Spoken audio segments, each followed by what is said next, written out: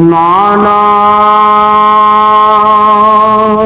تیری زینب آ گئی ہے، نانا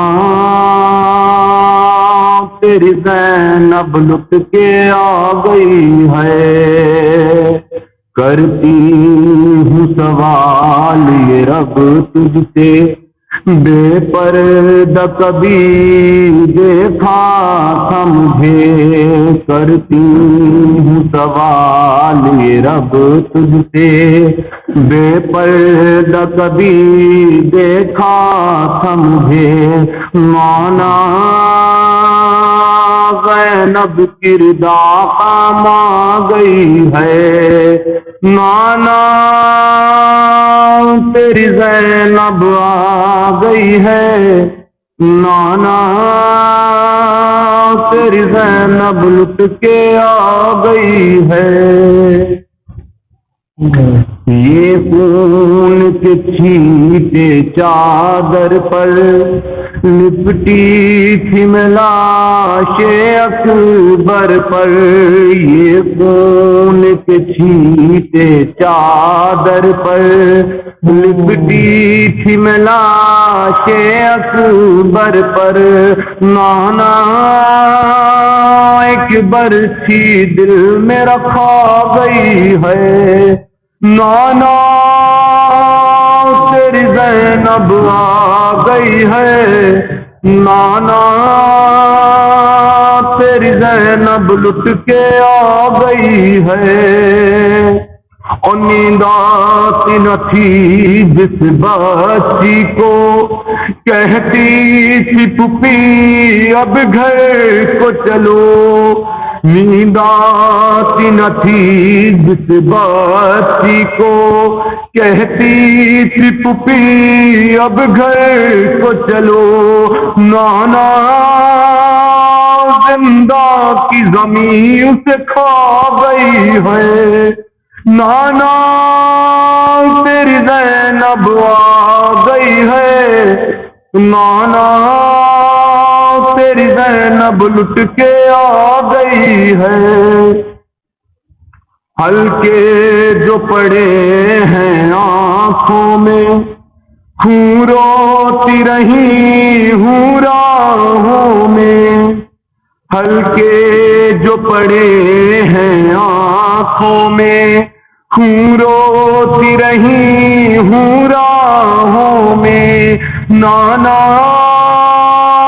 یوں موت میری گھبرا گئی ہے، نانا تیری زینب آ گئی ہے، نانا تیری زینب لٹ کے آ گئی ہے، آخری بطور بات چادر کا محافظ تھا غازی، تصویر تھا میرے بابا کی، چادر کا محافظ تھا غازی، تصویر تھا میرے بابا کی، نانا اس رات ترائی آ گئی ہے، نانا تیری زینب آ گئی ہے، نانا تیری زینب لٹ کے آ گئی ہے،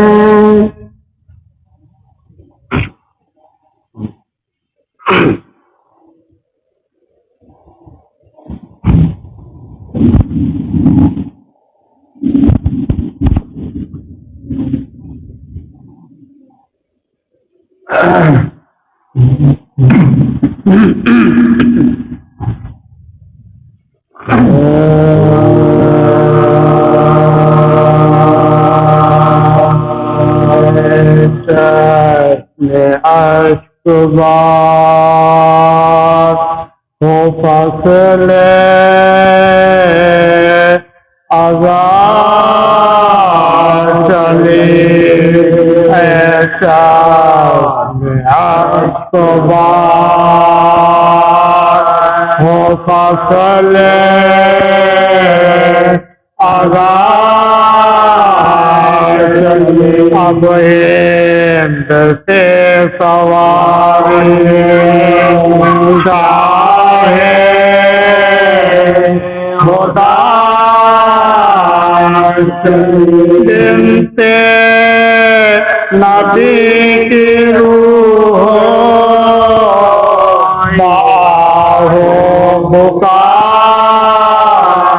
چلاغ نبی میں رنج غم کی ہوا چلاغ نبی میں رنج غم کی ہوا روخت ہے آج سرور آئی مقام کی مجلس ہے آخری شہین تو نام کی ہے چشم آسمان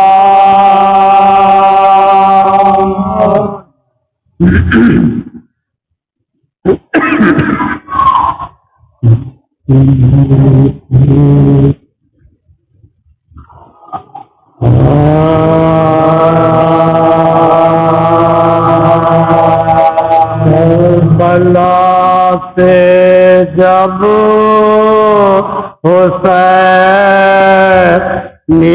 قافلہ لوٹا ہوا کربلا سے جب حسین قافلہ لوٹا ہوا بالباس ماتمی روتا مدینے کو چلا دیکھ کر گورے قریبا اہل بیت مصطفیٰ فاتحہ پڑھ کر لگے رونے پاسا درد و بکا بولی زینب اے زمین کربلا پاشوش میں چلی ہوں سونپ کر اپنا تجھے بھائی حسین زمیں تجھ میں علی اکبر میرا تنہا ہوا اے زمیں تجھ میں علی اصغر میرا تنہا ہوا بھی تنہا ہوا جعفر میرا تنہا ہوا جہاں کی شب قاسم ملتر میرا تنہا ہوا اتنے غم میں لے چلی ہوں قابل کے بازار سے اور ہوا دامن تیرا کیا کیا دورے شہوار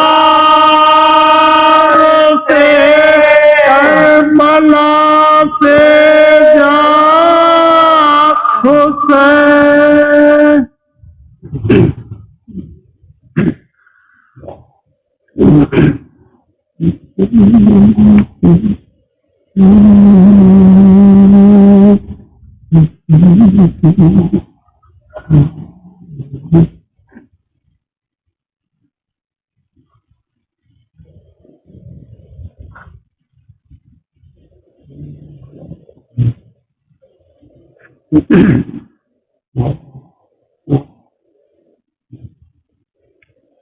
فاتح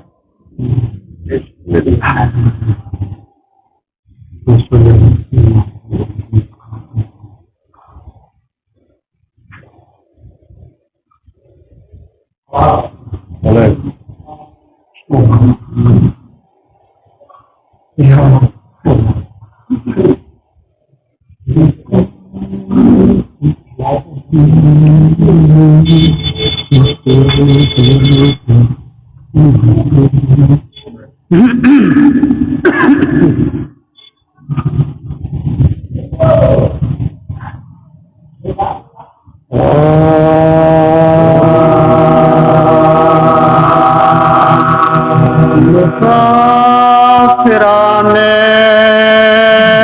مصیبت وطن سے آتے ہیں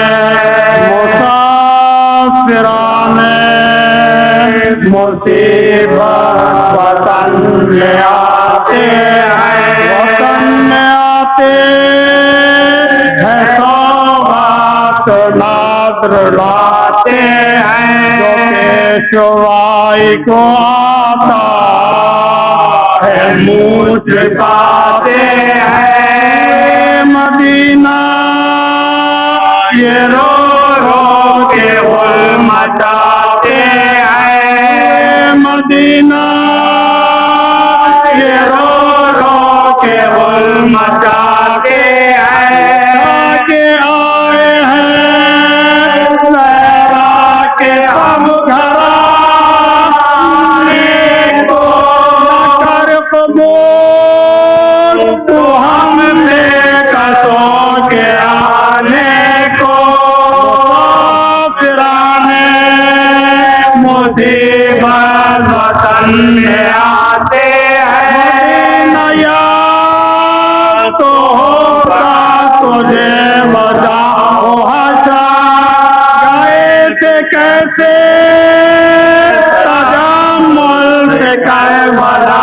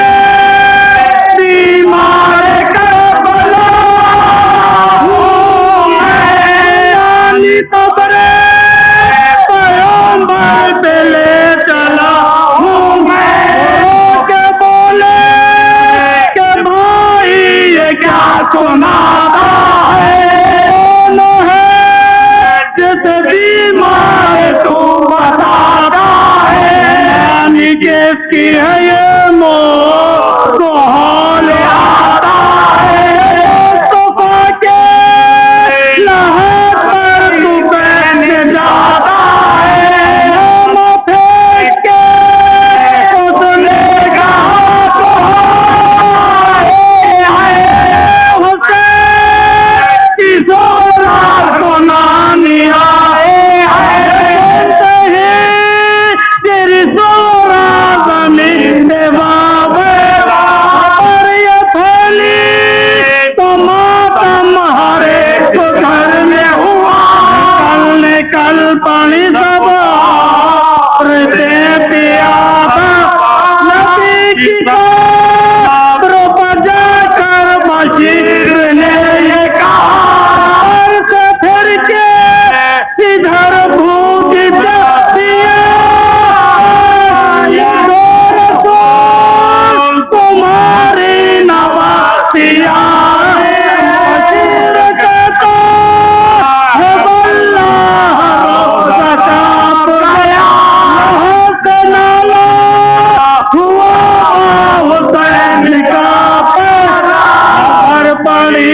जो है रास्ते में फातिमा सोहरा ने हाथ लिया ने वहाँ हुजूम किया, कैसे न कहा चाहे मशरक़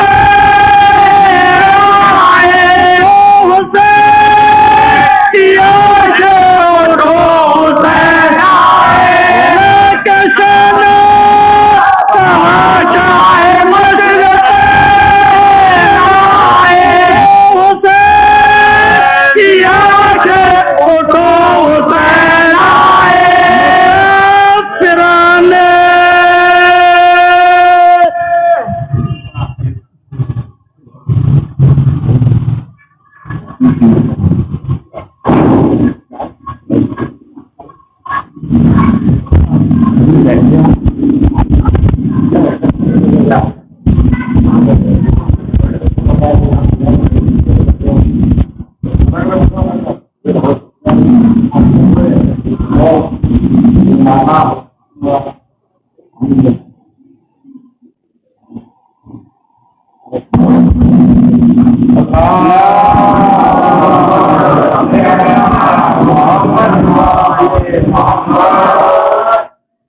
हज़रात, हमसाए मजालिस की अलविदाई मजलिस अपनी पूरी आबताब के साथ शुरू हो चुकी है, लिहाजा जो मोमिन हज़रात अभी तक तशरीफ नहीं ला सके हैं उनसे गुजारिश है कि जल्द से जल्द इमाम बाड़ा खौरी में तशरीफ ले आएँ।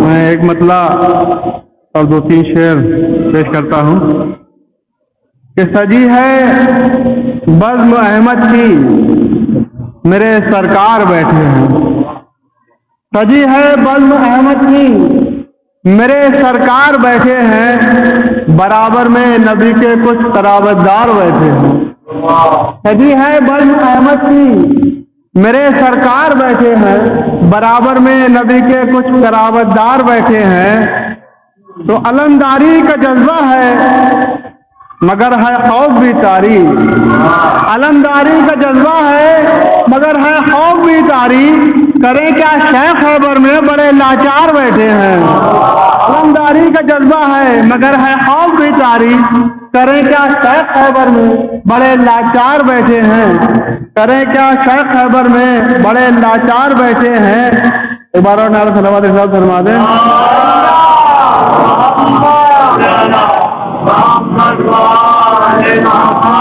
करें क्या शेख खैबर में बड़े लाचार बैठे हैं, और ये आखिरी 2 शेर दुआइया है। करें क्या शेख खैबर में बड़े लाचार बैठे हैं, दुआ उनकी करो पूरी इमाम मेहदी दौरा, दुआ उनकी करो पूरी इमाम मेहदी दौरा, जो जाने के लिए करबो बला तैयार बैठे हैं, दुआ उनकी करो पूरी इमाम मेहदी दौरा, जो जाने के लिए करबो बला तैयार बैठे हैं। और इस सिलसिले से दूसरा शेर भी है, दुआ उनकी करो पूरी دعا ان کی کرو پوری، امام مہدی دوراں جو جانے کے لیے کربو بلا تیار بیٹھے ہیں، فقط شارق کی خواہش ہی نہیں ہے کربلا جائے، فقط شارق کی خواہش ہی نہیں ہے کربلا جائے، جہاں جتنے بھی بیٹھے ہیں سبھی تیار بیٹھے ہیں، جتنے بھی بیٹھے ہیں سبھی تیار بیٹھے ہیں، فقط شارق کی خواہش ہی نہیں ہے کربلا جائے،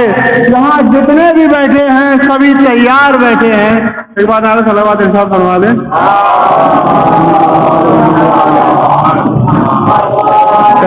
ایک مطلب شمشیر شہزادی زینب سلام اللہ کے حوالے سے سمجھ میں نہیں آ رہا، آواز نہیں آ رہی، آواز سمجھ میں نہیں آ رہی۔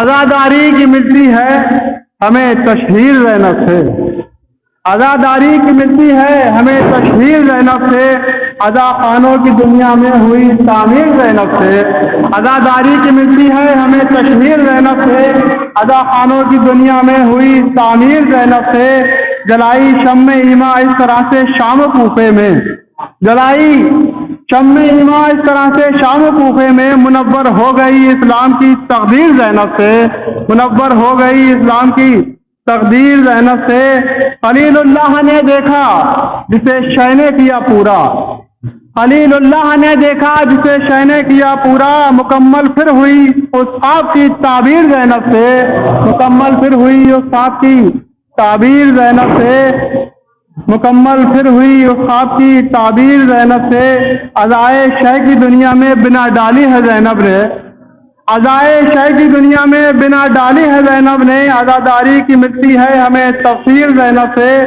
اور یہ دو شعر ہیں تسلسل کے ساتھ فتح بند، زنجیر کے ماتم اور قمرزنی کے ماتم پر کچھ لوگ اعتراض کرتے ہیں، اس کا کہ کہاں لکھا ہے، کہاں سے منسوب ہے، کہ عزائے شہ کی دنیا میں بنا ڈالی ہے زینب نے، عزاداری کی ملتی ہے ہمیں تفسیر زینب سے، کیا زخمی خود اپنے سر کو زینب نے غم شہ میں، کیا زخمی خود اپنے سر کو زینب نے غم شہ میں، ہوئی منسوب اس طرح کما زنجیر زینب سے، ہوئی منسوب اس طرح کما زنجیر زینب سے، تو اذیت خود کو پہنچانا ہے اپنے دی میں ناجائز، اگر ہمت ہے کہہ دو شاہ کی ہمشیر زینب سے، شاہ کی ہمشیر زینب سے، اذیت خود کو پہنچانا ہے اپنے دی میں ناجائز، اگر ہمت ہے کہہ دو شاہ کی ہمشیر زینب سے، اگر ہمت ہے کہہ دو شاہ کی ہمشیر زینب سے۔ اور یہ مقطع بھی حاضر کرتا ہوں، شعر چھوڑ دیے میں نے، ایک بار نعرہ صلوات ارشاد فرمانا میں۔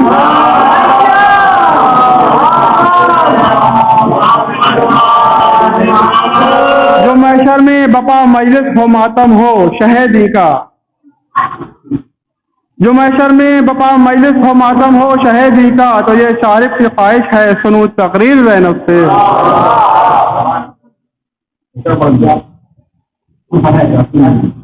میں گزارش کر رہا ہوں اپنے بعد یاسین مہدی صاحب سے کہ وہ تشریف لائیں، آپ حضرات سے گزارش ہے کہ نعرہ صلوات سے ان کا استقبال فرمائیں۔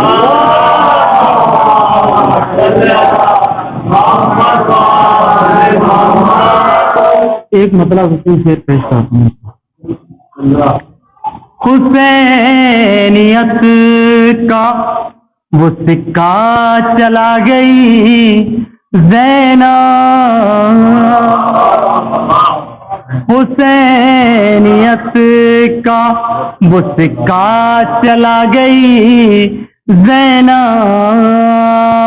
حسینیت کا وہ سکہ چلا گئی زینب، یزید تیری حکومت مٹا گئی زینب، یزید تیری حکومت مٹا گئی زینب، اور نبی کے دین نے آواز دی برائے مدد،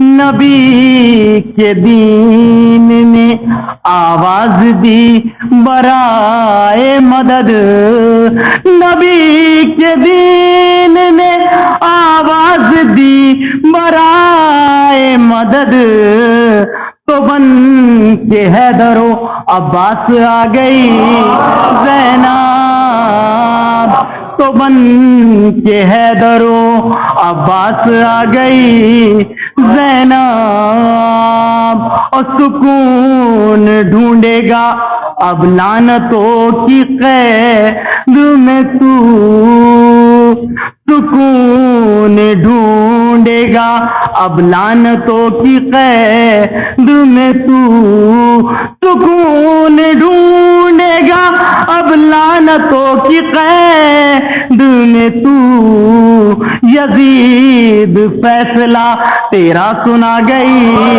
زینب، یزید فیصلہ تیرا سنا گئی زینب، اور یزید توڑا ہے کیسے غرور کو تیرے،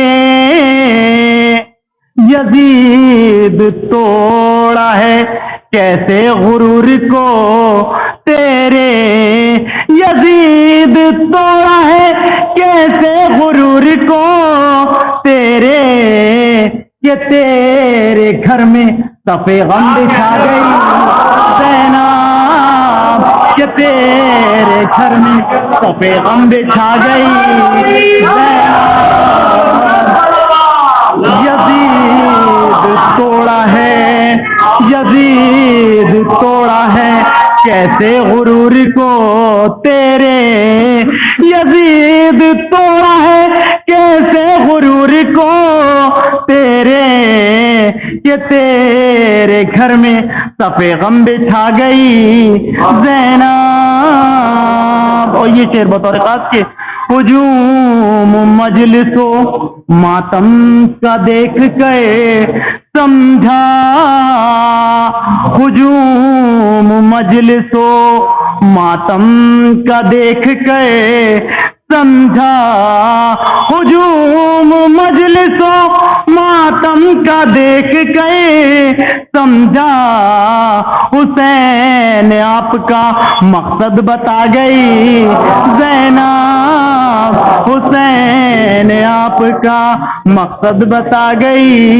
زینب، اور مقصد لائے عزائے شاہ کا اب جلد اہتمام کرو، عزائے شاہ کا اب جلد اہتمام کرو، عزائے شاہ کا اب جلد اہتمام کرو، بچھاؤ فرش کے یاسین آ گئی زینب، بچھاؤ فرش کے یاسین آ گئی زینب،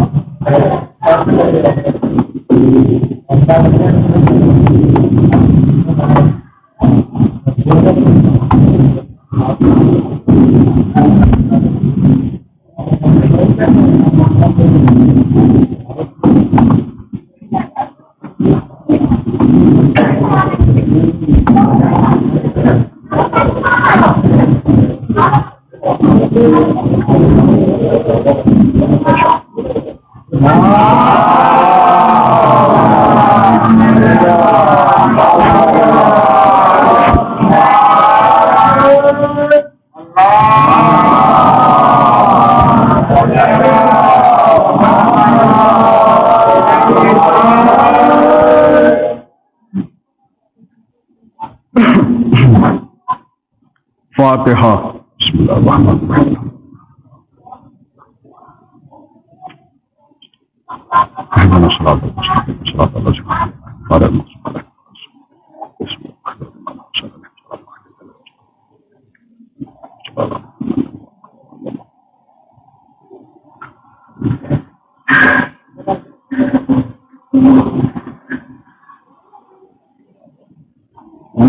أنعمت عليهم غير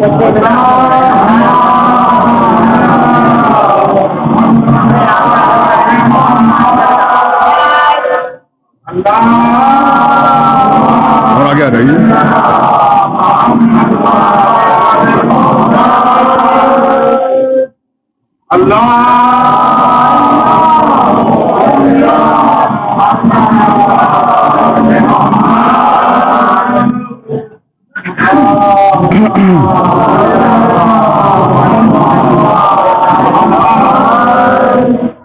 اعوذ باللہ من الشیطان اللعین الرجیم. بسم اللہ الرحمن الرحیم. الحمد للہ رب العالمین. الصلاۃ والسلام علی سیدنا و مولانا صاحب التاج والمعراج والبراق وسید العرب والعجم. اسمہ مکتوب ومرفوع ومنقوش فی اللوح والقلم. جسمہ معطر منور مطہر. مولانا مولا الثقلین جد الحسن والحسین محبوب رب المشرقین والمغربین ابی القاسم محمد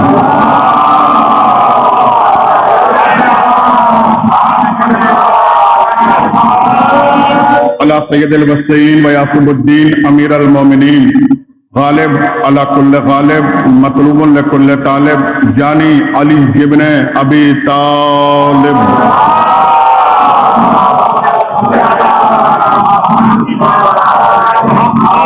والد شبیر و شبر قاتل مرحب و انتر. وقال النبی بشانہ فی یوم الخندق ضربت علی یوم الخندق افضل من عبادت الثقلین.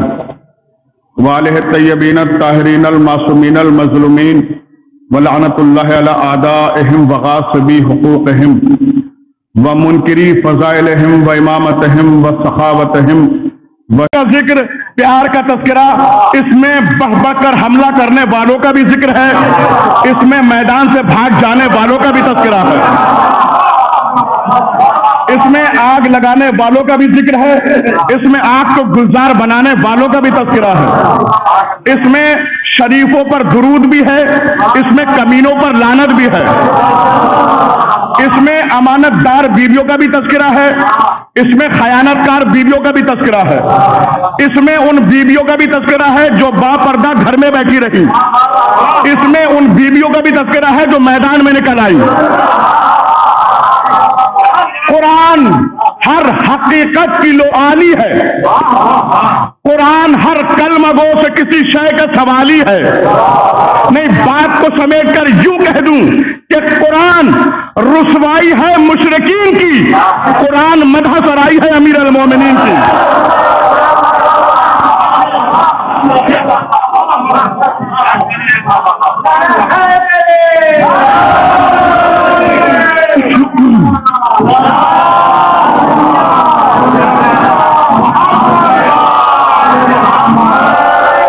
قرآن علی کی مدح کرتا ہے، علی کے دشمن کو ذلیل کرتا ہے. میرا یقین نہ ہو تو سورہ قلم کو پڑھ کے جا کے دیکھ لیجئے گا کتنا ذلیل کیا ہے ولید ابن مغیرہ کو قرآن نے. آواز آئی میرے محبوب، ولید ابن مغیرہ کا کہنا نہ ماننا، یہ بدخلق ہے، عیب جو ہے، چغل خور ہے، یہ خیر سے روکتا ہے. ابھی تک یہ اس خمسے کی آخری مجلس ہے اور 4 مجالس گزر چکی ہیں. 4 مجالس میں میں نے خیر کا تذکرہ کیا ہے کہ خیر کہتے کسے ہیں، خیر ہے کیا. میرے محبوب اس کا کہنا نہ ماننا، یہ بدخلق ہے، عیب جو ہے، چغل خور ہے، یہ خیر سے روکتا ہے. قرآن نے بھی 3 برائیاں بیان کی ہیں کہ یہ خیر سے روکتا ہے، یعنی خیر سے روکنے والا بدخلق بھی ہے، عیب جو بھی ہے، چغل خور بھی ہے۔ خیر کیا ہے بتا چکا ہوں، لیکن پھر سن لیجئے، خیر ہے علی کی ولایت، حی علی خیر العمل۔ غدیر کے میدان میں پیغمبر نے جملے کو شامل کروایا، اس اعلان کے بعد کس چیز کا اقرار کروایا، کیا چیز پہنچائی؟ من کنت مولا ہو فہذا علی مولا، خیر ہے علی کی ولایت۔ اس کا مطلب یہ ہوا جو علی کی ولایت سے روکے وہ بدخلق بھی ہے، عیب جو بھی ہے، چغل خور بھی ہے۔ میں اپنی طرف سے نہیں کہہ رہا ہوں کہ جو آپ میری بات کا برا مانیے گا، قرآن کہہ رہا ہے، آگے آیت کہہ رہی ہے اتلم بعد ذالک زنیم۔ اے میرے محبوب، یہ جو خیر سے روکتا ہے یہ حد سے زیادہ گزرا ہوا حرام زادہ ہے۔ میری بات پہ بھروسہ نہ ہو تو جس مسلک کا قرآن اٹھا کے دیکھے، قرآن تو خیر ایک ہی ہے لیکن ترجمہ الگ الگ ہوتا ہے۔ کہیں کا قرآن اٹھا کے دیکھ لیجئے، زنیم کا ترجمہ کسی نے حرامی کیا ہے، کسی نے حرام زادہ کیا ہے۔ یہ قرآن کی آیت ہے کہ جو خیر سے روکے۔ معلوم ہوا کہ قرآن علی کے دشمن کی قدح کرتا ہے، علی کی مدح کرتا ہے۔ اس لیے اب یعنی اس کا مطلب یہ ہوا کہ قرآن سے تولا بھی پتہ چلا، تبرہ بھی پتہ چلا۔ قرآن میں تولا بھی ہے، تبرہ بھی ہے۔ بھائی تبرہ کیوں نہ ہو؟ قرآن خود کہہ رہا ہے لا رطب ولا یابس الا فی کتاب مبین، ہر خشک و تر کتاب مبین میں موجود ہے۔ اب یہ کتاب مبین اکیلی نہیں ہے، پیغمبر صرف کتاب مبین کو چھوڑ کے نہیں گئے بلکہ ساتھ میں امام مبین کو بھی چھوڑ کے گئے۔ کتاب مبین کے ساتھ ہے امام مبین۔ اب چونکہ کتاب مبین کا یہ دعویٰ ہے کہ ہر خشک و تر اس میں موجود ہے، تو پھر ہر خشک و تر امام مبین میں بھی ہونا چاہیے۔ اب یہ کون بتائے گا کہ امام مبین میں کیا کیا ہے؟ یہ بھی قرآن بتائے گا۔ سورہ یاسین بڑھ کے آواز دے رہی ہے کل شیء احصیناہ فی امام مبین، ہم نے ہر شے کا احاطہ کر دیا امام مبین میں۔ جب یہ آیت نازل ہوئی تو پوچھنے والے نے پیغمبر سے پوچھا حضور وہ امام مبین کون ہے جس میں اللہ نے ہر شے کا احاطہ کر دیا ہے؟ کیا وہ توریت ہے؟ فرمایا نہیں۔ حضور کیا وہ انجیل ہے؟ فرمایا نہیں۔ کیا وہ زبور ہے؟ فرمایا نہیں۔ کیا وہ قرآن ہے؟ فرمایا قرآن تو خود کہہ رہا ہے کہ سرکار پھر امام مبین ہے کون؟ اتنے میں مولا علی مسجد کے اندر داخل ہوئے، پیغمبر نے علی کی طرف اشارہ کر کے فرمایا وہ امام مبین جس میں اللہ نے ہر شے کا احاطہ کر دیا ہے وہ علی ابن ابی طالب کی ذات ہے۔ ہر شے کا احاطہ ہے کتاب مبین میں، ہر شے کا احاطہ ہے امام مبین میں۔ اور جائیے مجلس کے بعد قرآن کھولیے گا سورہ یاسین، یہ جو آیت میں نے پڑھی ہے کل شیء احصیناہ فی امام مبین، اس آیت کا نمبر دیکھیے گا، اس آیت کے عدد دیکھیے گا، اس آیت کا نمبر ہے 12۔ یہ عدد اشارہ کر رہے ہیں کہ امام مبین 12 ہی ہیں۔ ہر شے کا احاطہ امام مبین میں، اور صرف علم تک محدود نہ رکھیے گا کہ صرف علم کی بات نہیں، ہر شے کا احاطہ ہے۔ اور رہی بات علم کی تو علم تو یہ ہے کہ مولا کائنات سفر کر رہے ہیں، ساتھ میں جناب عمار بھی وادی نمل سے مولا کا گزر ہوا، چوٹیوں کی وادی۔ جناب عمار نے دیکھا تا حد نظر جہاں تک نظر جا رہی ہے چوٹیاں ہی چوٹیاں ہیں، ایک سیلاب ہے چوٹیوں کا جو امٹا چلا رہا ہے۔ کیونکہ جناب عمار نے پہلی بار دیکھا تھا، دیکھتے ہی کہا بلند ہے وہ ذات جو ان لاتعداد چوٹیوں کی تعداد کو جانتی ہے۔ بس جیسے ہی عمار نے یہ کہا تو مولا نے عمار کی طرف دیکھا اور دیکھنے کے بعد کہا عمار ایسا نہ کہو کہ بلند ہے وہ ذات جو ان لاتعداد چوٹیوں کی تعداد کو جانتی ہے، بلکہ کہو بلند ہے وہ ذات جو ان چوٹیوں کی خالق ہے۔ اس لیے کہ اے عمار ان کی تعداد تو میں علی بھی جانتا ہوں، صرف تعداد نہیں جانتا ہوں بلکہ یہ بھی جانتا ہوں ان میں نر کتنے ہیں، ان میں مادہ کتنی ہے، مجلس کے بعد جا کے شکر کا سجدہ کیجئے گا کہ ہم اس علی کے ماننے والے ہیں جو نر اور مادہ کا پتہ رکھتے ہیں، ان کے ماننے والے نہیں ہیں جو یہ نہ بتا سکے کہ اونٹ ہے کہ اونٹنی ہے۔ سلام علی محمد و آل محمد پر۔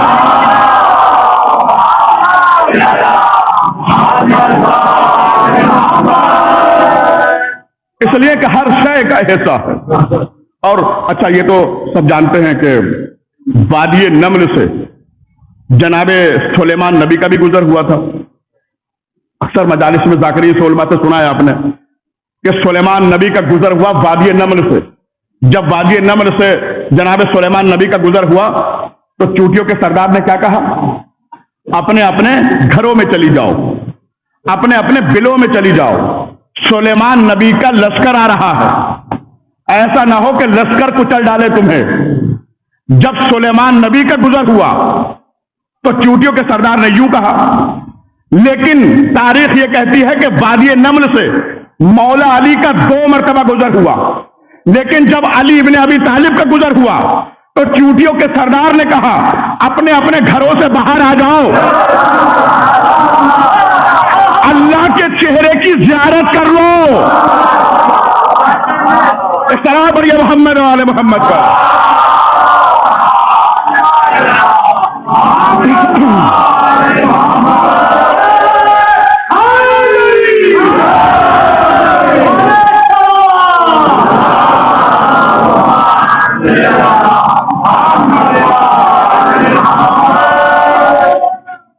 لا رطب ولا یابس الا فی کتاب مبین، کوئی خشک و تر ایسا نہیں ہے جس کا ذکر کتاب مبین میں نہ ہو۔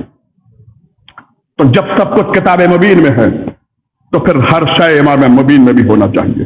اور یہ تو خود مولا علی علیہ السلام نے فرمایا ہے کہ اللہ نے قرآن کو 4/4 حصوں میں بانٹ کے نازل کیا۔ ایک حصہ وہ ہے جس میں ہماری اور ہمارے شیعوں کی مدح ہے،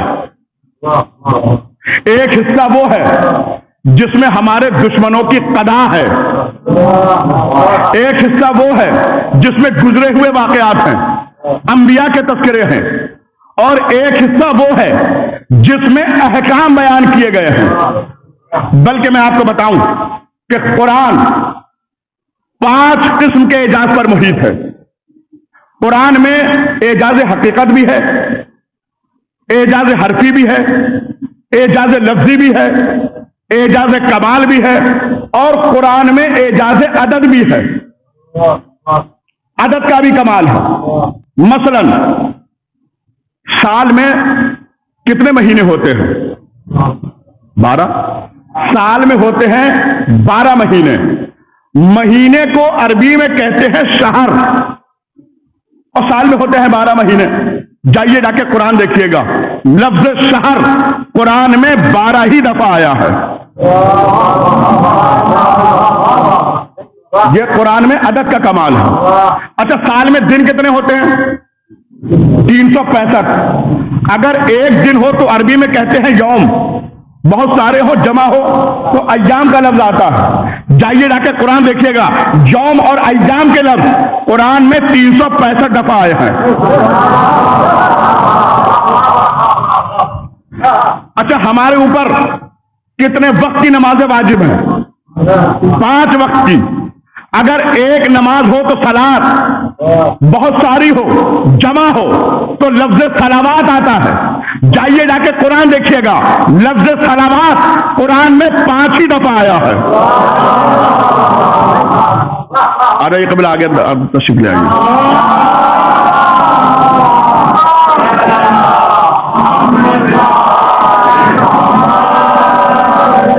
بسم اللہ۔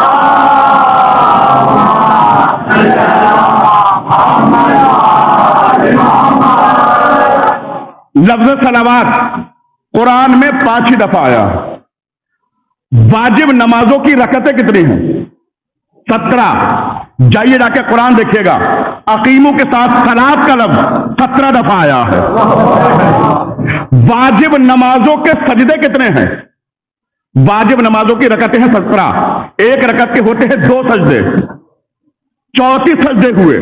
جائیے جا کے قرآن دیکھیے گا لفظ سجدہ اور اس کے مشتقات کا ذکر قرآن میں 34 دفعہ آیا ہے. مستحب اور واجب نمازیں ملا کے بنتی ہیں 51 رکعت. جائیے جا کے قرآن دیکھیے گا اقیمو کا لفظ صلاۃ کے ساتھ 51 دفعہ آیا ہے. مسافر جب سفر کرتا ہے تو اس پر نماز قصر ہے اور قصر نمازیں ملا کے بنتی ہیں 11 رکعت. جائیے جا کے قرآن دیکھیے گا لفظ قصر قرآن میں 11 ہی دفعہ آیا ہے. لفظ قصر قرآن میں 11 ہی دفعہ آیا ہے. اچھا نماز کے لیے کیا کرنا پڑتا ہے؟ وضو میں 3 چیزیں دھونا واجب.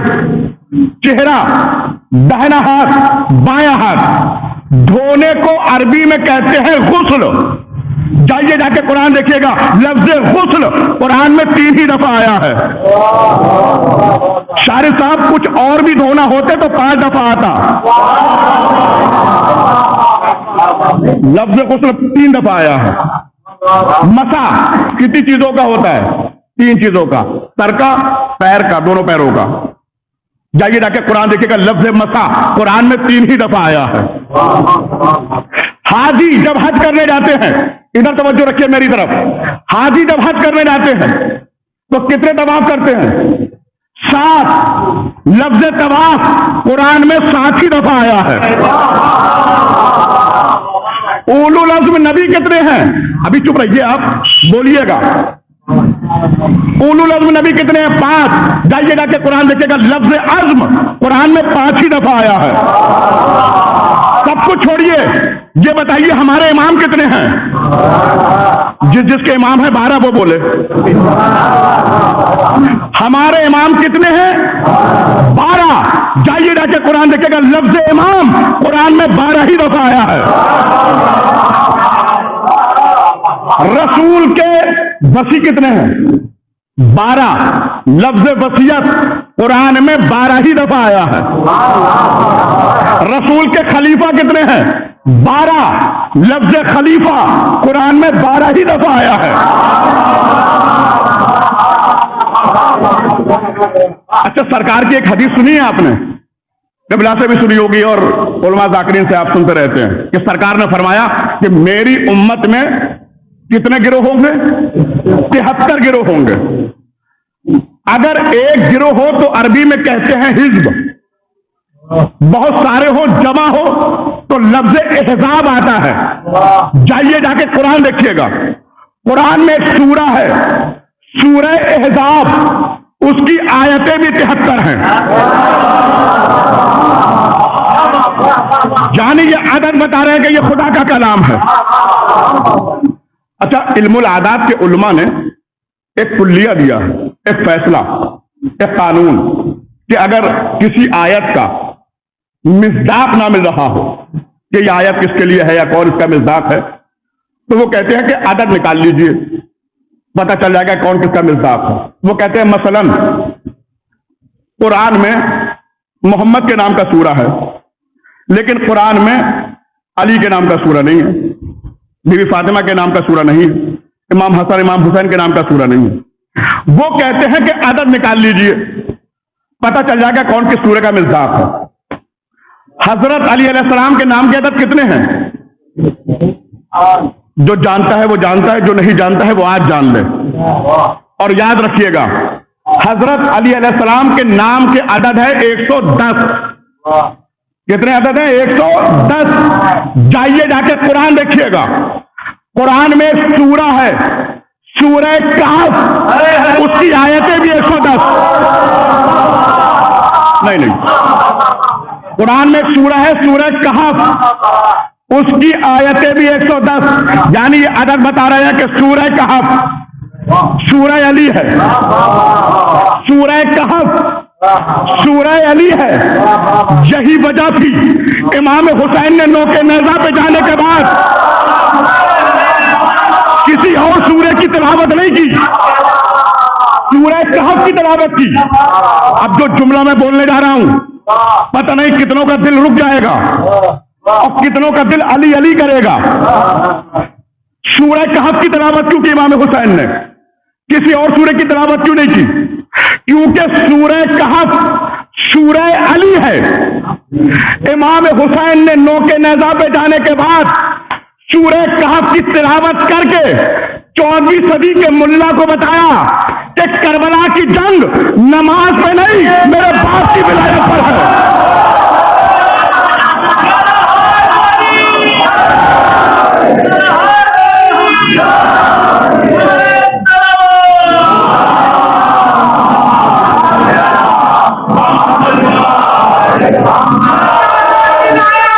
علی ولی اللہ بولیے، علی ولی اللہ،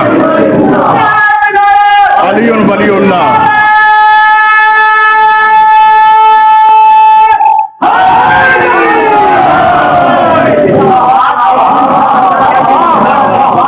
کربلا کی جنگ نماز پہ نہیں.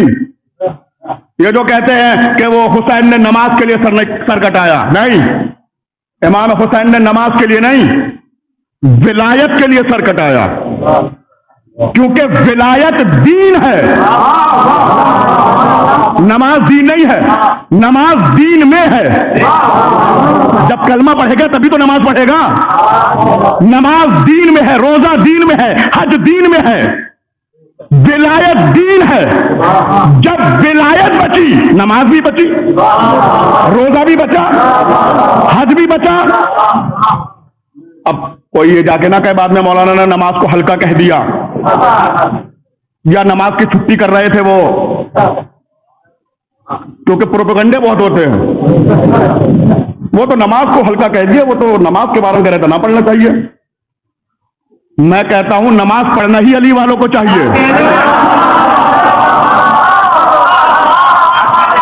نماز بنی ہی علی والوں کے لیے ہے، لیکن نماز پڑھیے وہ سی نہ پڑھیے جو لشکر یزید نے پڑھی،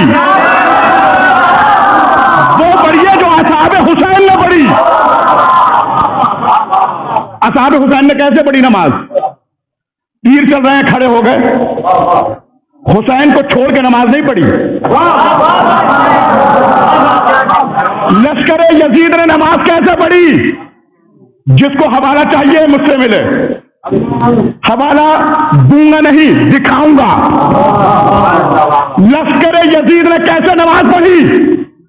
اور پھر صفت ملائیے گا لشکر یزید کی آج کے کچھ یزیدی صفتوں سے.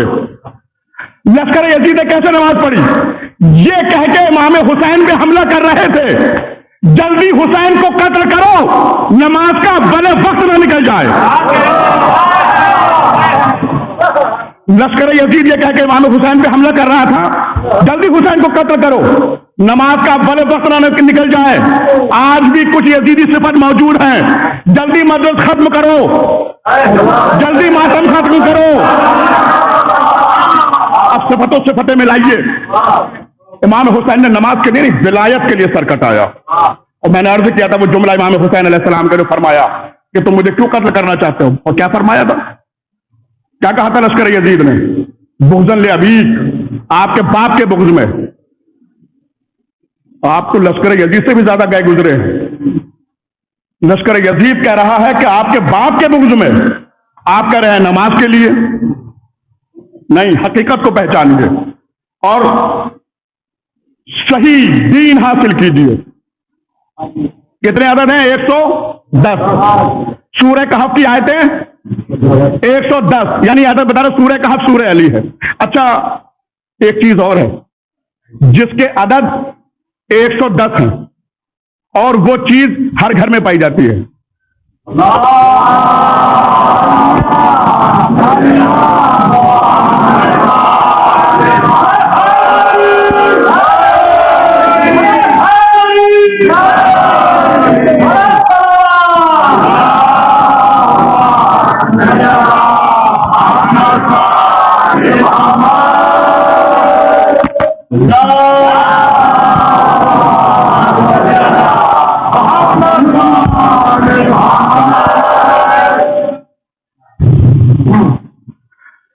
وہ اصل میں یہ جو نور ہے یہ بناوٹی ہے، اور جو تذکرہ ہو رہا ہے وہ حقیقی نور کا ہو رہا ہے. بس ٹھیک ہے، کافی ہے.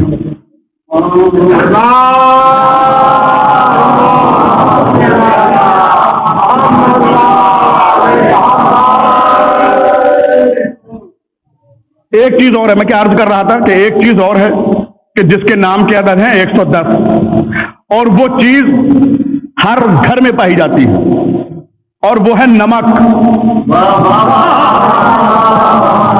نمک کے عدد بھی 110 ہے۔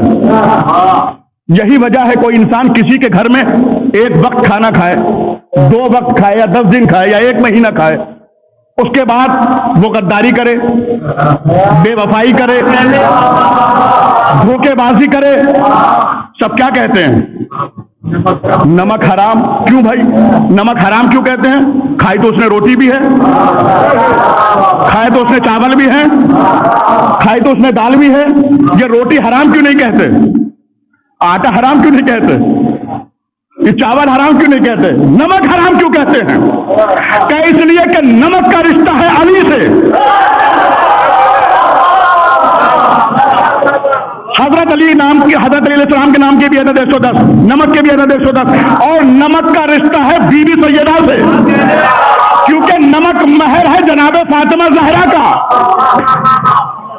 اب جو بھی علی و فاطمہ کا نمک کھا کے ان کے فضائل میں، فضیلت میں، اقتدار میں شک کرے، وہی تو نمک حرام ہوا کرتا ہے۔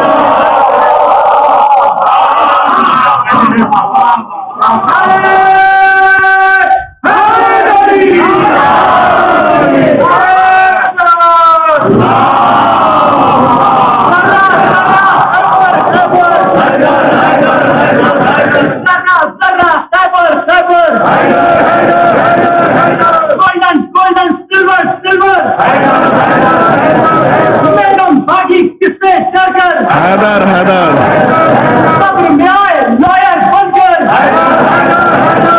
ایک ہی وقت 40 ڈنر،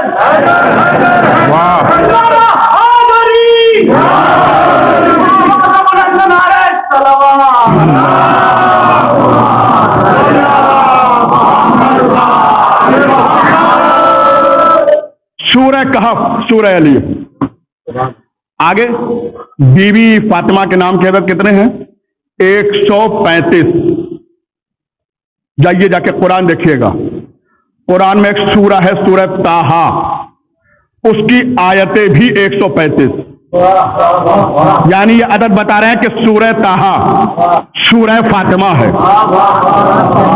امام حسن علیہ السلام کے نام کی عدد ہے 118۔ جائیے جا کے قرآن دیکھیے گا، قرآن میں ایک سورہ ہے سورہ مومنون، اس کی آیتیں بھی 118۔ امام حسین علیہ السلام کے نام کی عدد ہے 128۔ قرآن میں ایک سورہ ہے سورہ نحل، اس کی آیتیں بھی 128۔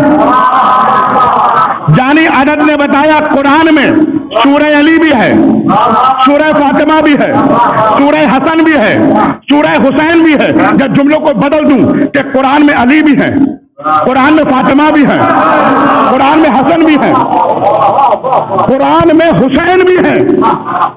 میدان مباہلہ میں جب پنجتن پہنچے تو عیسائیوں کا جو سب سے بڑا عالم تھا، اس نے پنجتن کو دیکھتے ہی کہا ان سے مباہلہ نہ کرنا، میں نے ان کے بارے میں انجیل میں پڑھ رکھا ہے۔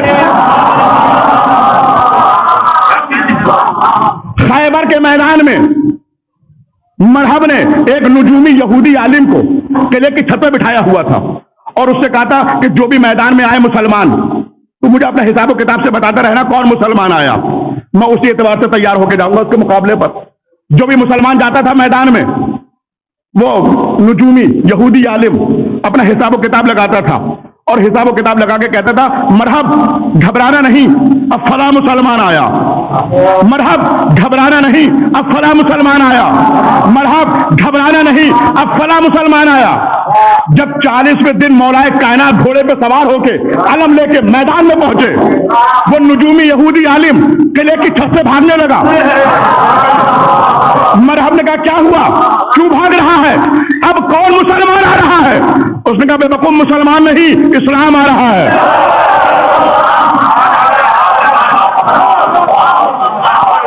کہا اب تیری خیر نہیں، تو مارا جائے گا۔ کہا کیوں؟ کہ اب وہ آ رہا ہے جس کے بارے میں نے توریت میں پڑھ رکھا ہے کہ اس کے آنے کا انداز یہ ہوگا، تلوار یہ ہوگی، گھوڑا یہ ہوگا۔ عیسائیوں کے عالم نے کیا کہا؟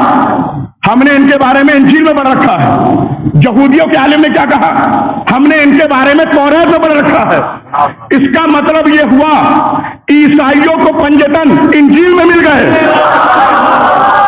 اب نہ بولیے گا تو کب بولیے گا؟ یہودیوں کو پنجتن توریت میں مل گئے۔ یہ کیسے مسلمان ہیں؟ انہیں قرآن میں نہ علی ملتے ہیں، نہ فاطمہ ملتی ہے، نہ حسن ملتے ہیں، نہ حسین ملتے ہیں۔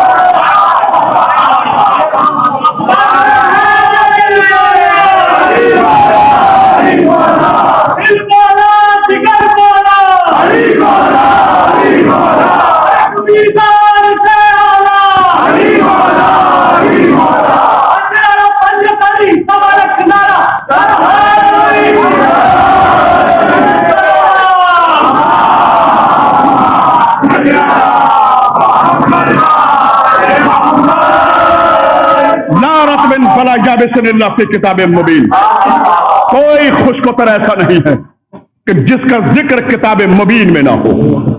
ہر خوشگوار ہے۔ کتاب مبین اکیلی نہیں ہے، جیسا کہ میں نے عرض کیا، کتاب مبین کے ساتھ امام مبین بھی ہے۔ سرکار کی دوسری حدیث بھی ہے، سرکار نے شاہ فرمایا کہ انی تارکن فیکم مستقلان کتاب اللہ و اطرتی اہل بیتی، کہ میں تمہارے درمیان دو چیزیں چھوڑے جا رہا ہوں، ایک قرآن، ایک اہل بیت، ایک وارث، ایک ورثہ، ایک ناطق، ایک صامت۔ سرکار کی ایک حدیث اور ہے، سرکار نے فرمایا العلی مع القرآن، القرآن مع العلی، قرآن علی کے ساتھ، علی قرآن کے ساتھ۔ اب ان دونوں حدیثوں کی روشنی میں دونوں طیب، دونوں ہادی، دونوں رہبر، دونوں نور، نہیں تو پھر یوں سنیے کہ قرآن بھی پاک، علی بھی پاک، قرآن بھی طاہر، علی بھی طاہر، قرآن بھی طیب، علی بھی طیب، قرآن بھی ہادی، علی بھی ہادی، قرآن بھی رہبر، علی بھی رہبر۔ قرآن میں سورہ کوثر تو علی ساقی کوثر، قرآن میں سورہ آل عمران علی فرزند عمران، قرآن میں سورہ قل هو اللہ احد علی اللہ کی وحدانیت کی صنعت۔ قرآن کی طرف بھی دیکھنا عبادت، علی کے چہرے پر بھی نظر کرنا عبادت۔ جو قرآن کو چھوڑ دے وہ بھی کافر، جو علی سے منہ موڑ لے وہ بھی کافر۔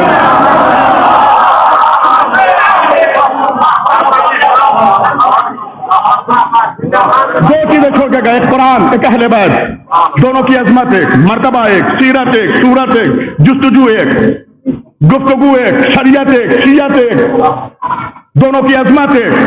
صاحب کو تب سمجھ میں آیا کہ عظمت کیا ہے۔ عقل ہونا چاہیے اور خون کا طاہر ہونا چاہیے، سمجھ میں آ جائے گی عظمت۔ مثلا مثال کے طور پر میں کسی گھر میں داخل ہوا تو میں نے دیکھا کہ ایک کتاب زمین پہ پڑی ہے اور ایک کتاب اوپر رکھی ہے۔ میں نے پوچھا صاحب خانہ سے، یہ زمین پہ پڑی ہے یہ کون سی کتاب؟ یہ جو اوپر رکھی ہے یہ کون سی کتاب؟ کیسا بھی جو زمین پہ پڑی ہے دنیاوی کتاب، عام کتاب، وہ جو اوپر ہے وہ اللہ کی کتاب، وہ قرآن۔ تو یہ تو بغیر پڑھے بھی سمجھ میں آتا ہے، جو نیچے وہ دنیاوی، جو اوپر وہ قرآن، جو نیچے وہ دنیاوی، جو اوپر وہ قرآن۔ جو ابھی تک نہیں پہنچے تو یوں سمجھے اب سمجھ میں آیا کہ نبی نے غدیر کے میدان میں سب کو نیچے کیوں بٹھایا، علی کو ہاتھوں پہ کیوں اٹھایا۔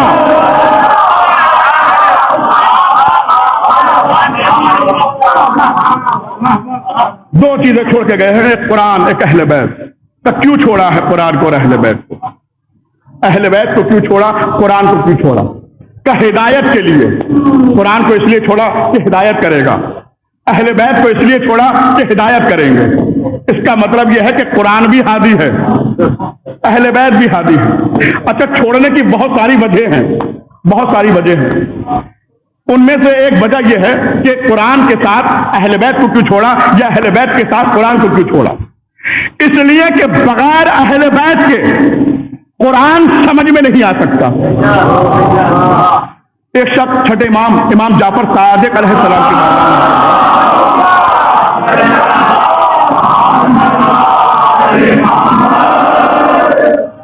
اس کے پاس عرب کا رزق تھا کھجور، وہ اس کی مٹھی میں بند تھی۔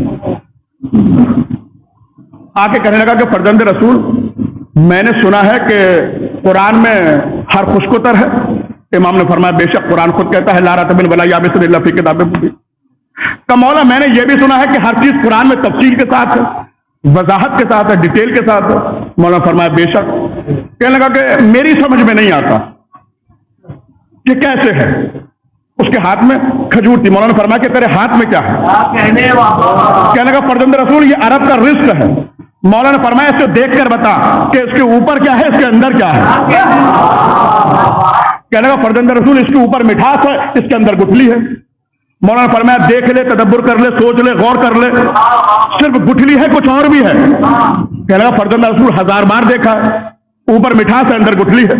مولانا فرمایا اپنی کھجور مجھے دے۔ اس کی کھجور کو لیا، مٹھاس کو ہٹایا، گٹھلی کو ہاتھ میں لیا۔ مولا ممبر سے نیچے اترے، زمین کے سینے کو چاک کیا، زمین کے سینے میں مولا نے گٹھلی کو رکھا اور اس گٹھلی پر مولا نے نظر رحمت کی۔ جیسے ہی اس گٹھلی پر نظر رحمت پڑی، اس گٹھلی سے درخت نکلنا شروع ہو گیا، پتے بھی آئے، شاخیں بھی آئیں، پھل بھی آئے۔ مولا نے کہا دیکھا جب تک تو نے گٹھلی کو تراب کے حوالے نہیں کیا، گٹھلی تیری سمجھ میں نہیں آئی، جب تک تو قرآن کو ابو تراب سے نہیں سمجھے گا، قرآن تیری سمجھ میں نہیں آئے گا۔ تو قرآن کے ساتھ اہل بیت کو اس لیے چھوڑا ہے تاکہ قرآن صرف بتائے گا، قرآن دعویٰ ہے، دلیل نہیں ہے، دلیل آل محمد ہے۔ بھائی اہل بیت کو اس لیے چھوڑا قرآن کے ساتھ کہ جب ایک قاری قرآن کو کھول کے قرآن پڑھے گا اور وہ قرآن میں پڑھے گا کہ عیسیٰ پیدا ہوتے ہی بولے، قرآن میں لکھا ہوا ہے۔ موسیٰ نے فرعون کے تماچا مارا، شیطان بارگاہ الہی سے نکالا گیا، موسیٰ کا عصا اژدہا بنا، موسیٰ کی قوم کے لیے من و سلوہ آیا۔ یہ کیسے پتہ چلے، کیسے ثابت ہو؟ تو صاحب قرآن کہہ رہا ہے مانیے، کہ دیکھیے صرف ماننے سے کام نہیں چلتا، ہم کیا، ہماری اوقات کیا؟ ابراہیم جیسا نبی کہہ رہا ہے پالنے والے تو دکھا دے مردوں کو زندہ کیسے کرتا ہے۔ بھائی قرآن ہے، آیت آئی میرے نبی کہ تمہیں ہم پہ یقین نہیں ہے؟ کہ پالنے والے یقین تو ہے، اگر دیکھ لوں گا تو قلب کو اطمینان آ جائے گا۔ جناب ابراہیم وہ ہیں جن کا قلب مطمئن نہیں ہے۔ ایک جملہ کہتا چلوں میں، ابراہیم کا مقابلہ امام حسین سے نہ کرنا۔ ابراہیم وہ ہیں کہ جن کا قلب مطمئن نہیں ہے، حسین وہ ہے کہ جس کے بارے میں اللہ کہہ رہا ہے اے نفس مطمئنہ۔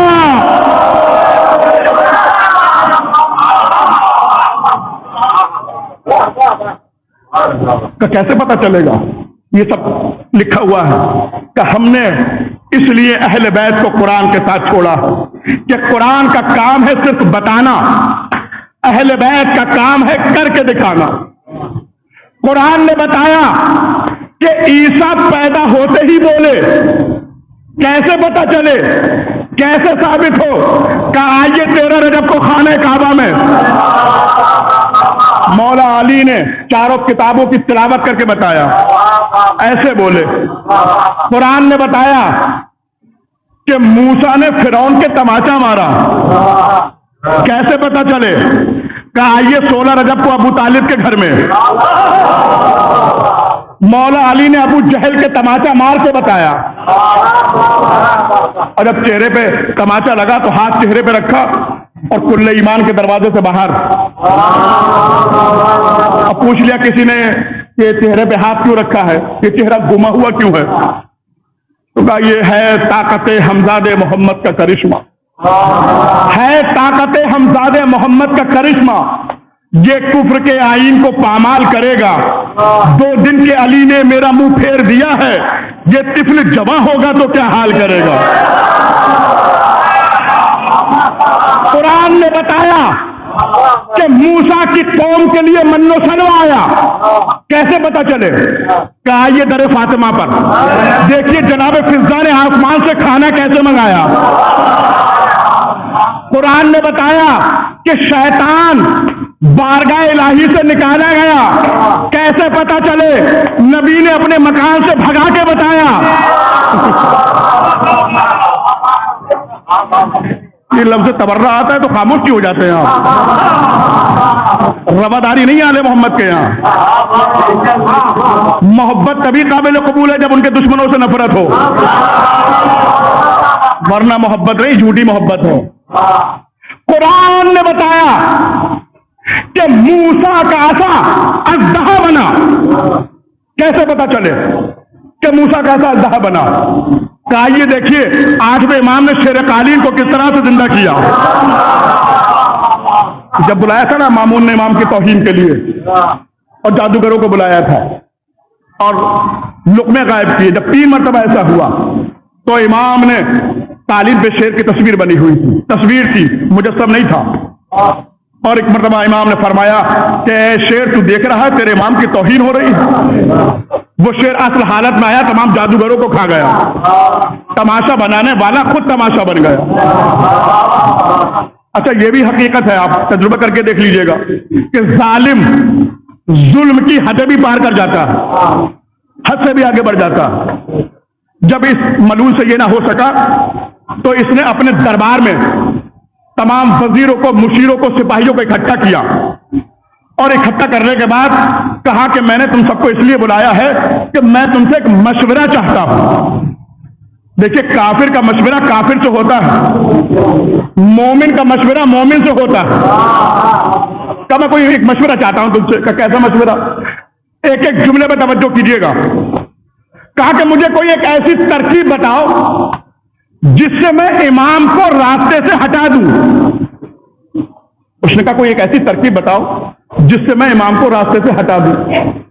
एक सिपाही खड़ा हुआ, उसने कहा कि क्या कहा? कि कोई ऐसी तरकीब बताओ जिससे मैं इमाम को रास्ते से हटा दूं। कहा कि जिसको तू रास्ते से हटाना चाह रहा है असल में रास्ता ही वही है, और रास्ते को रास्ते से हटाया नहीं जाता। हर साहिबान अक्ल के लिए जुमले हैं ये, और रास्ते को रास्ते से हटाया नहीं जाता। कहीं कोई ऐसी तरकीब बताओ कि मैं फर्जंद रसूल को, 8वें इमाम को, इमाम रिजा को कत्ल भी कर दूं और तारीख में मेरा नाम भी ना आए। एक सिपाही और खड़ा हुआ, उसने कहा कि फिर ऐसा कर कि तू दूर दराज जंगल से 40 शेर मंगवा और उनको जिंदान के अंदर 10 दिन तक भूखा रखना। 10 दिन के बाद तू इमाम के पास जाना और जाने के बाद कहना फर्जंद रसूल मैंने कुछ जंगली शेर मंगवाए हैं, मैं उन्हें खरीदना चाहता हूं, और आप चलिए और देखकर बता दीजिए कौन सा शेर ठीक है, कौन सा ठीक नहीं है, किसकी नस्ल ठीक है, किसकी ठीक नहीं है। जब इमाम शेर देखने के लिए जिंदान के पास जाए तो तू दरबार से कहना, वो जिंदान का दर खोल देगा। 40 के 40 जंगली शेर इमाम पे टूट पड़ेंगे। दरिंदे को क्या बता के इमाम क्या होता? ये उसका जुमला है। उसने कहा कि दरिंदे को क्या पता कि इमाम क्या होता है। अब आप सबके जहनों का इम्तिहान, मैं जुमले को तब्दील कर रहा हूं।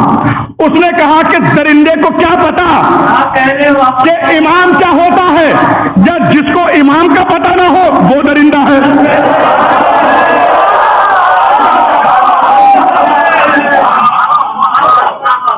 कहने लगा तेरी तरकीब तो अच्छी है, तो फिर तू ऐसा ही कर ले।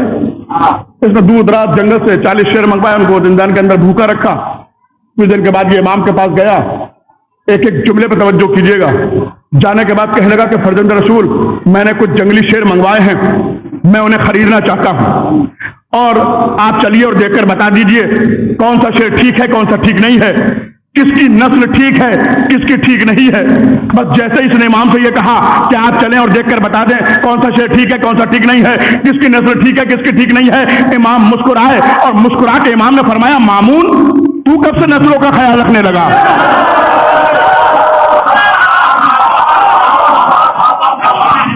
मामून तू कब से नस्लों का ख्याल रखने लगा?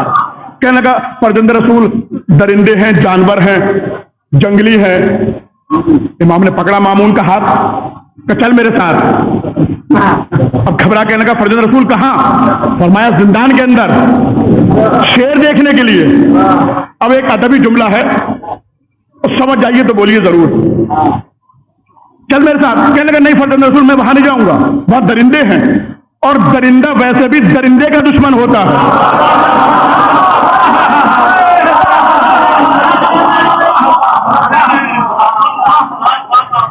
کہ نہیں فرزند رسول میں وہاں نہیں جاؤں گا, درندے ہیں, جانور ہیں. امام نے فرمایا کہ اگر تو نہیں جائے گا تو میں بھی نہیں جاؤں گا, اس لیے کہ میرا کام تو ہے نہیں, کام ہی تیرا ہے. کہنے لگا نہیں فرزند رسول میں وہاں جا کے کیا کروں گا, شیر تو آپ دیکھیں گے. امام نے فرمایا شیر تو میں دیکھوں گا, اگر تو جائے گا نہیں تو بتاؤں گا کیسے کون سا شیر ٹھیک ہے کون سا ٹھیک نہیں ہے. کہنے لگا نہیں فرزند رسول چلنا تو ہے. پھر فرمایا چل. تھوڑی دیر خاموش رہا اور پھر اس کے بعد کہنے لگا اچھا فرزند رسول میں ایسا کرتا ہوں کہ میں زندان کی چھت کے اوپر چلا جاتا ہوں, آپ زندان کے اندر چلے جائیے گا, اشارے سے بتا دیے گا یہ شیر ٹھیک ہے یہ ٹھیک نہیں ہے, اس کی نسل ٹھیک ہے اس کی ٹھیک نہیں ہے. امام نے فرمایا ٹھیک ہے چل تو ایسا ہی کر لے. اب یہ اپنے تمام سپاہیوں کو, وزیروں کو, مشیروں کو لے کے زندان کی چھت کے اوپر. امام زندان کے قریب پہنچے, دربان نے زندان کا در کھولا. جیسے ہی زندان کا در کھلا 40 کے 40 جنگلی شیر اللہ کے شیر کے قدموں میں جھک گئے.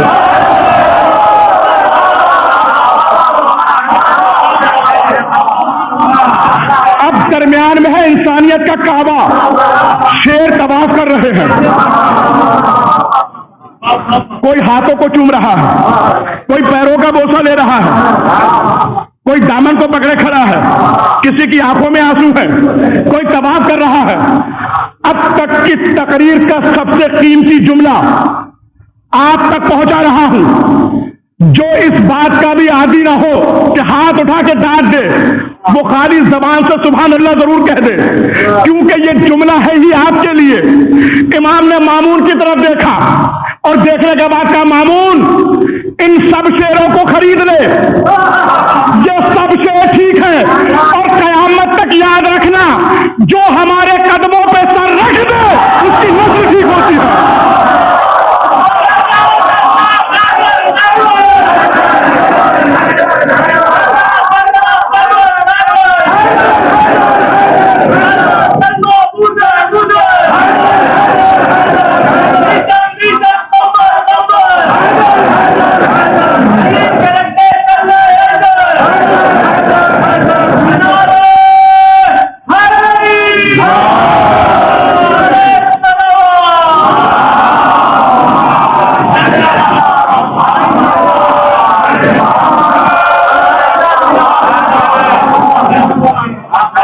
مامون ان سب شیروں کو خرید لے, یہ سب شیر ٹھیک ہیں, اور قیامت تک یاد رکھنا جو ہمارے قدموں پہ سر رکھ دے اس کی نسل ٹھیک ہوتی ہے, اور جو نہ رکھے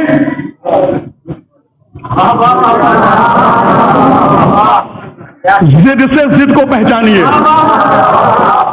جو نہ رکھے اب ضد خود تلاش کیجیے گا مجلس کے بعد بستر پہ لیٹ کے. پھر امام نے مامون کی طرف دیکھا اور دیکھنے کے بعد کہا مامون نیچے آ جا.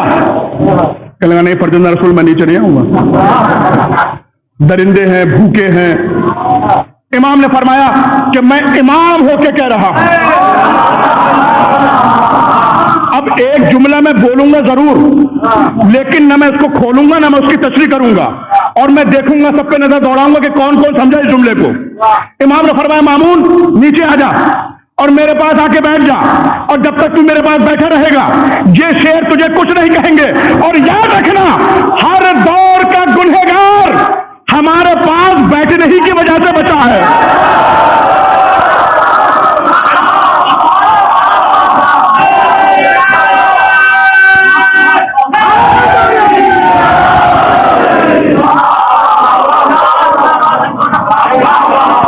ہر دور کا گنہگار ہمارے پاس بیٹھنے ہی کی وجہ سے بچا ہے. آج بھی بچے ہیں, قبریں بچی ہیں. نیچے آ جا. نیچے آ گیا, بیٹھ گیا امام کے پاس. اب یہ شیروں کو دیکھ رہا ہے, شیر اس کو دیکھ رہے ہیں. کبھی کبھی شیر منہ کھول دیتے تو ڈر جاتا ہے. بیٹھا رہا, کافی دیر ہو گئی, دیکھتا رہا منظر, شیروں کو طواف کرتے ہوئے, شیروں کو دامن پکڑے ہوئے. اور پھر کہنے کا فرزند رسول عجیب بات ہے, جنگلی شیر ہیں, درندے ہیں اور بھوکے بھی ہیں, ان شیروں نے آپ کو کچھ نہیں کہا, کچھ بھی نہیں کیا. امام مسکرائے اور مسکرا کے امام نے فرمایا حق نے بنا دیا ہمیں قائم مقام کیوں، رکھا ہمارے ہاتھ میں سارا نظام کیوں، گر تو کہے تو ان کو زبانیں عطا کروں، یہ یا علی مدد نہ کہے میں امام کیوں۔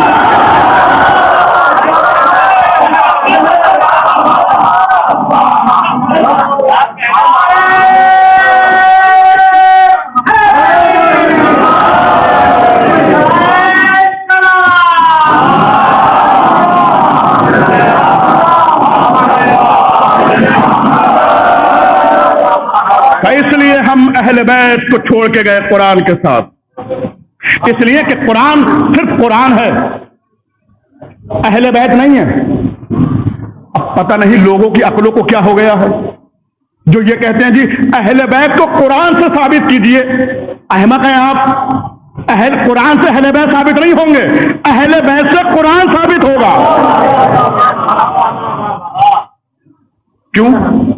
اس لیے کہ اہل بیت کہیں گے یہ قرآن ہے تو پتہ چلے گا قرآن ہے۔ اگر وہ قرآن کو اپنی حدیث کہہ دیں، کوئی ہے ایسا جو بتا سکے کہ حدیث کیا ہے اور آیت کیا ہے؟ یہ تو معصوم کی دیانت داری ہے کہ انہوں نے اپنے کلام کو حدیث کہا اور خدا کے کلام کو آیت کہا۔ اہل بیت بھی ہے، یاد رکھے گا کہ قرآن صرف قرآن ہے، اہل بیت نہیں ہے، لیکن اہل بیت بھی ہیں اور قرآن بھی ہے، اس لیے ظلم بھی یکساں ہوئے۔ قرآن پہ بھی تیر چلائے گئے، ان کے جنازے پر بھی تیر چلائے گئے،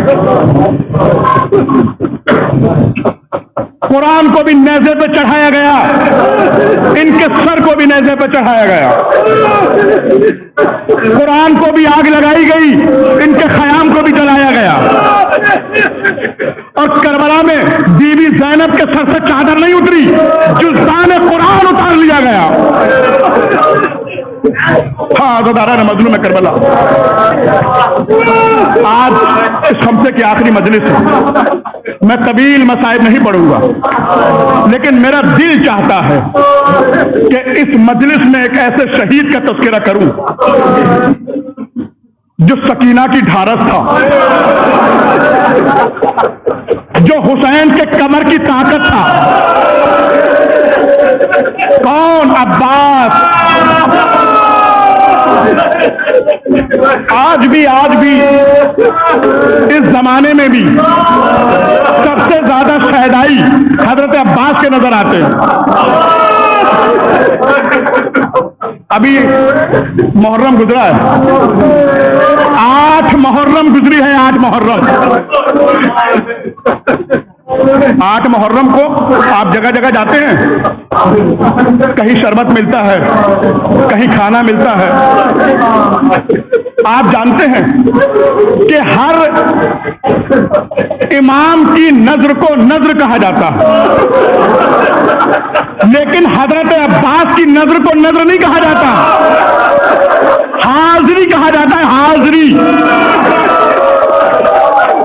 آپ جائیے کہیں بھی جا کے مشاہدہ کر لیجئے گا، مولا عباس کی حاضری ہے، مولا عباس کی حاضری ہے۔ کوئی نہیں کہتا مولا عباس کی نظر ہے، یہ نظر کیوں نہیں کہتے؟ ہر امام کی نظر کو نظر کہتے ہیں، مولا عباس کی نظر کو نظر کیوں نہیں کہتے؟ حاضری کیوں کہتے ہیں؟ اس لیے کہ امام زمانہ فرماتے ہیں جہاں کہیں بھی حضرت عباس کی نظر ہوتی ہے سب سے پہلے ہم حاضر ہو جاتے ہیں، اس لیے اس کو حاضری کہا جاتا ہے، حضرت عباس کی حاضری۔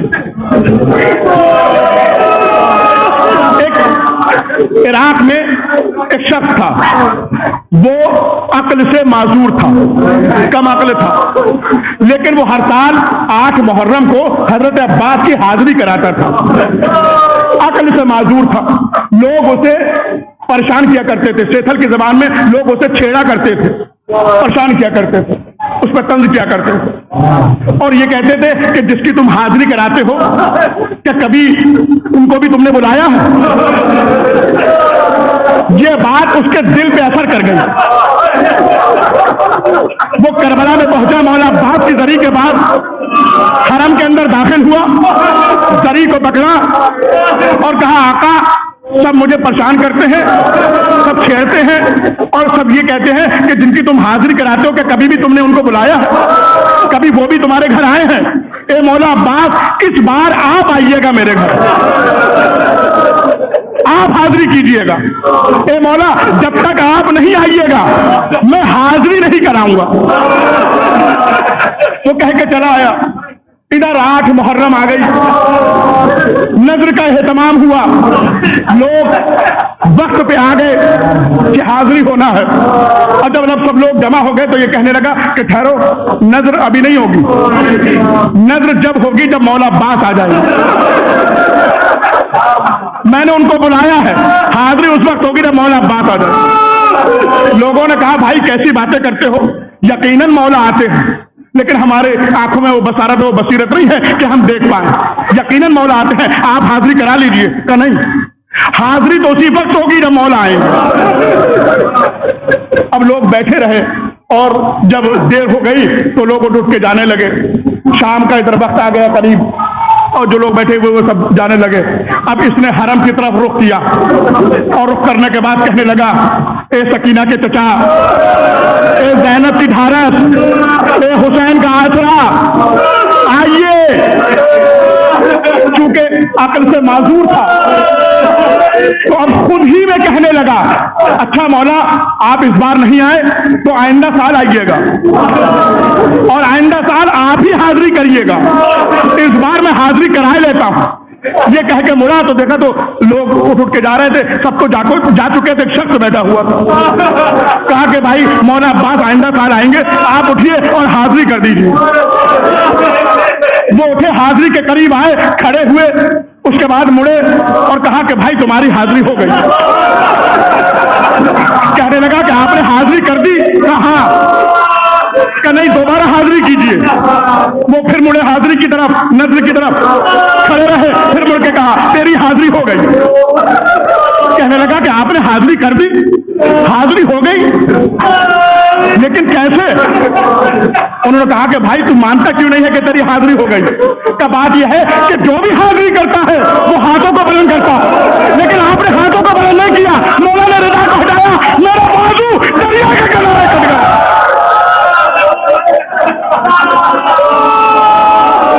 जिसने भी पुकारा मौला अब्बास को पुकारा, जिसने भी सदा दी मौला अब्बास को सदा दी। शाम गरीबा में जब इमाम हुसैन का सर कट रहा था, मौला अब्बास को पुकार रहे थे। शाम गरीबा में बीवियों के सरों से चादरें उतरी, बीवियां बार बार दरिया की तरफ उठ करके आवाज दे रही थी, अब्बास।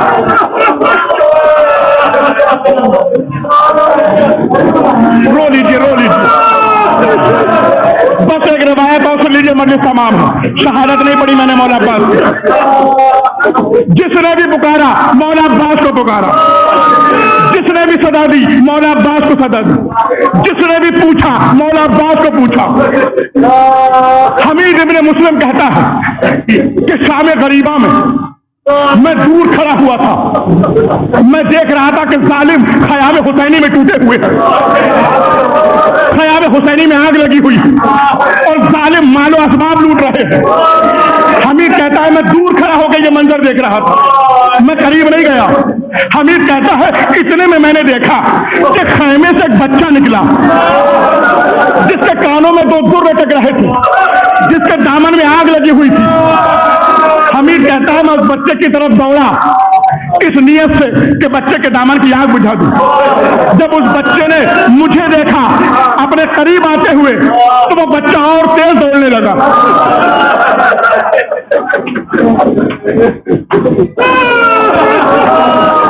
मैंने कहा शहजादे ठहरो, मैं तुम्हारे दामन की आग बुझाने आ रहा हूं, तुम पे जुल्म करने नहीं आ रहा हूं। उस बच्चे ने कहा हमीद तू हमारे दामन की फिक्र न कर, तू ये बता दे दरिया का रास्ता किधर है।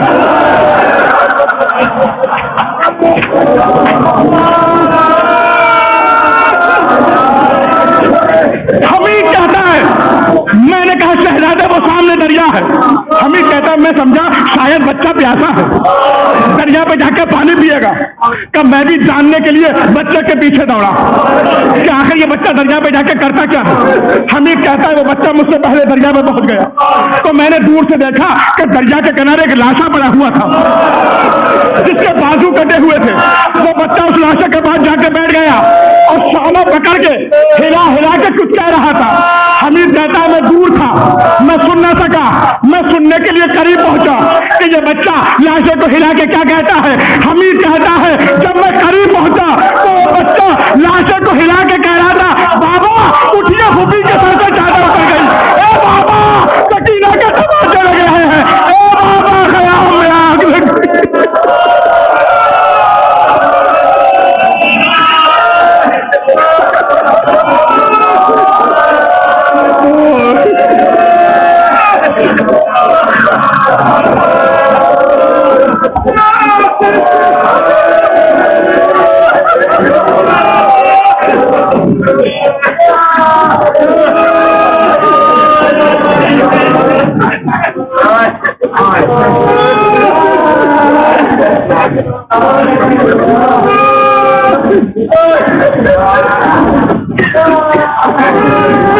آپ حضرات سے گزارش ہے کہ ایک مرتبہ سورہ حمد اور 3 مرتبہ سورہ توحید کی تلاوت فرما کر بانی خمسہ مرحوم محب حسنین ابن یاور حسین کی روح کو ایصال ثواب کریں۔